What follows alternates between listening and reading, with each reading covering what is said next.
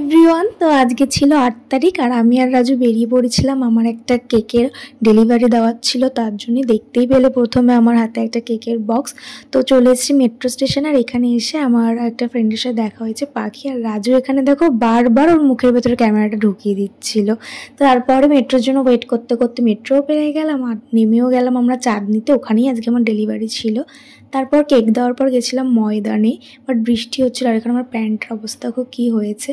তো যাই হোক, তারপরে ময়দান থেকে ঘুরে কয়েকটা রিলস বানিয়ে চলে গেলাম হচ্ছে ভিক্টোরিয়ার। জানো একটা কথা, এই ফার্স্ট টাইম আমি রাজুর সাথে ভিক্টোরিয়া গেলাম।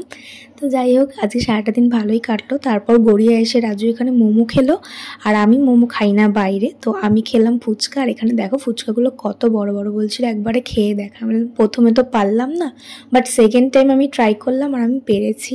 তো যাই হোক, আমি ফুচকা খাই, আর তোমরা আমার চ্যানেলটাকে সাবস্ক্রাইব করে দাও। টাটা।